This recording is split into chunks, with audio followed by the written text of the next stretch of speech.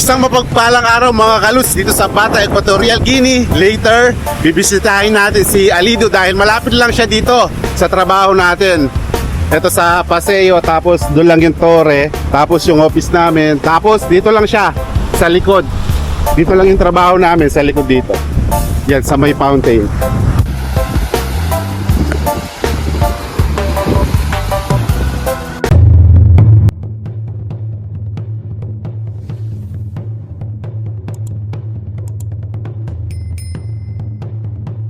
Bali dito lang nakatira si Alido sa likod lang nun.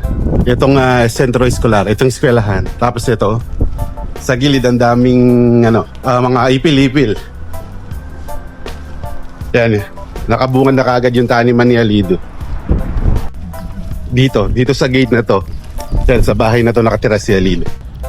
So dito na ako sa kubo ni Alido, nandito siya, pero wag na nating isama sa video. Nakausap ko na rin, in-interview ko na ito.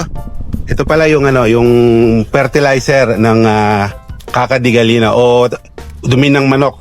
Tapos ito may nag-order sa kanyang papaya Yan sa isang ganyan. Siguro ibebenta rin to.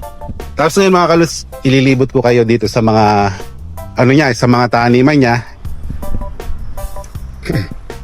Yan ngayon, marami naghahanap ng lettuce kaso yung yung lettuce ngayon medyo mahirap dahil maulan. Pag maulan pala ayaw ng lettuce, nasisira yung mga dahon. Kaya ngayon ito may mga binhi siya dito. Kaso medyo mahirap alagaan pala pag maulan yung lettuce. Kaya ngayon ito i-update ko na kayo about sa mga natin, sa mga sitaw. Kasi gusto kong bantayan yung pagtubo hanggang sa pagbunga ng mga niya. Sitaw ni Alido, kasi alam ko na si Alido kikita siya rito sa mga sitaw niya, kaya talagang binabantayan ko to. Kada isang linggo, 2 linggo pumupunta ako rito para bisitahin ito. Tapos yung iba niyang pananim para may update ko pa rin yung mga nanonood at yung mga nasa AG na gustong bumili dito kay Alido. Ito na, ganito na kalaki mga kalutso. So ngayon tinatanong niya kung mabilis lang daw magbunga. Sabi ko mabilis lang, kagaya nito. Pag umakyat na sa taas bandang dito, magbubunga na yan. Ito. Malaki na. Di ba? Nakaraan, ganun pa lang ang liit. Pero ngayon, gumagapang na.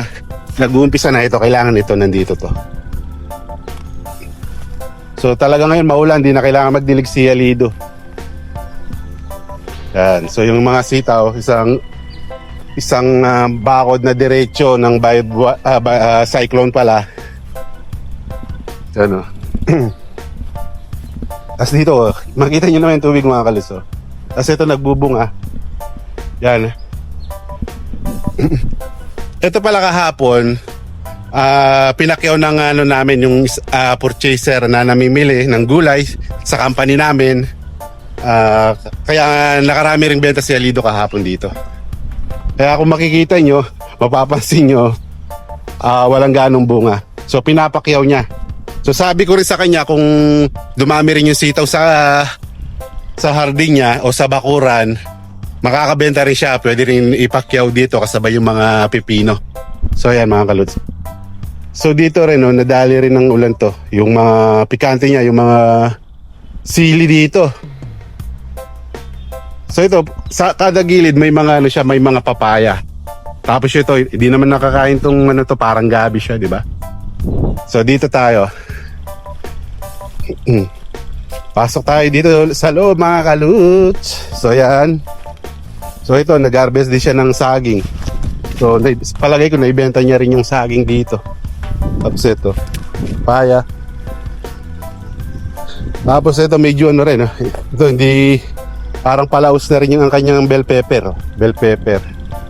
Pero dito malaki na yung mga niya, yung uzay. Itong rosel na tinatawag, ito maraming benefits to, itong mga rosel. Di ba? Ganda ng tubo. So mga kalus, binigyan rin ako ni Alido nito ng binhi ng rosel. So magano rin tayo. So magtanim din tayo sa Pinas. Kung ano yung wala sa Pinas, dalhin natin, and then yung meron sa atin na wala rito, dalhin natin. Kagaya ng mga kalamansi na mamaya makikita nyo yung update natin sa kalamansi mga kaluts.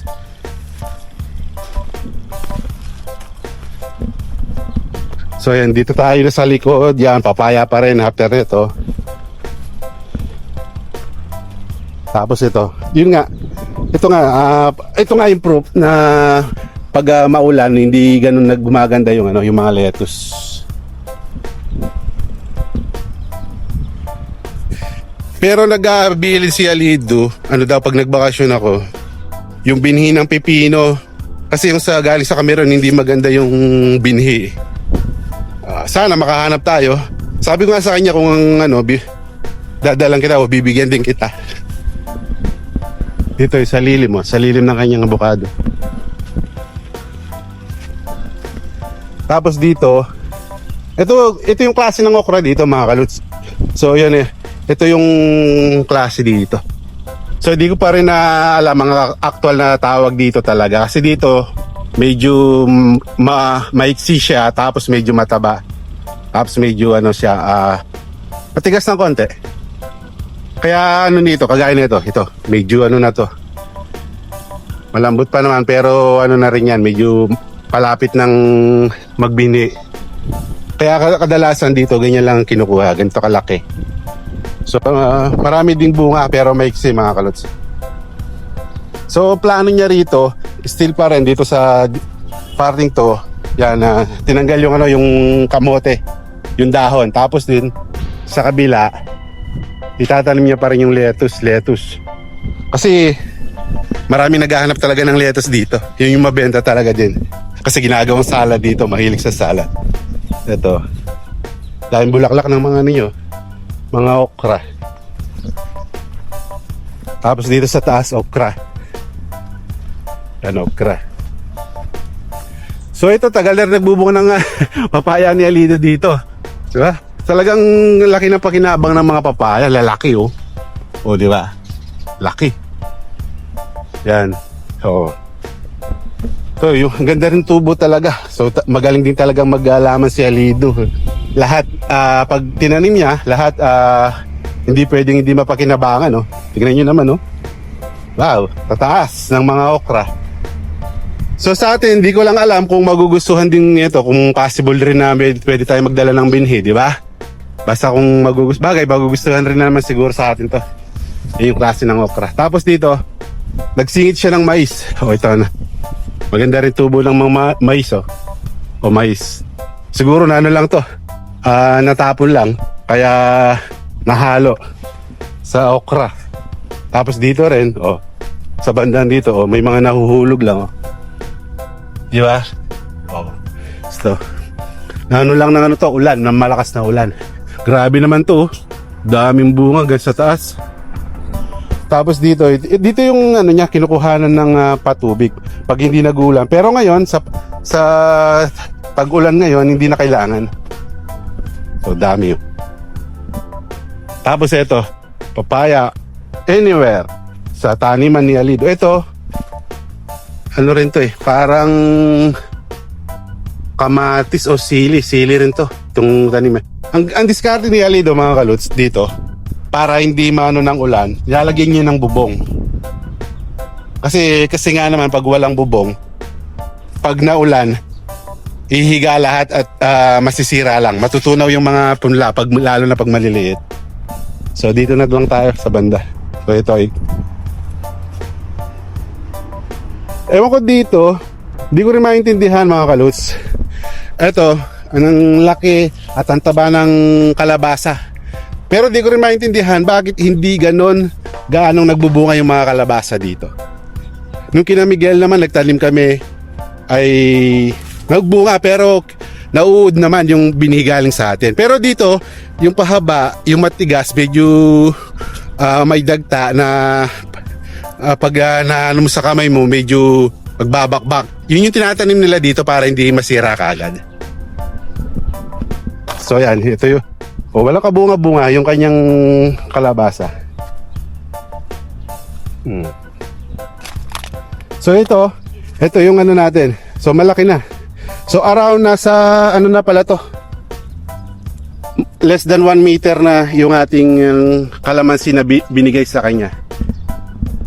So yan, antabayan na natin sa mga next natin kung ano pa yung pwedeng natin pag vacation. pagbakasyon natin, dadalan natin siya ulit ng panibago at yung mga ibang community ni Alidu at sa ibang barangay dito. Para naman na may ano tayo, may mga remembrance tayo dito na galing Pilipinas. So yan, ito. So bali mga kalus, dalawa yung ginagamit niyang pampataba. So yung dumi ng baka, saka dumi ng dumi ng manok. So yun, isa sa mga top yan na magandang pataba kahit saan. Kahit sa Pilipinas, mga magandang klase yan. So yan, ito rin. Pahinog na rin yung mga papaya nito. Kadalasan kung halimbawa pakyaw naman yata parang binibenta dito is around 50 pesos or depende kung may dagdag pa sa kanya yon. Kaya sana kung magbunga rin yung mga papaya natin sa ibang community natin, mapapakinabangan din. So sana magbunga kagaya ng kay Alidu neto. So yan mga kaluts, ito lang update natin about sa taniman sa bakuran ni Alidu. Maraming salamat at mag-subscribe po tayo sa Kalutong Pinoy.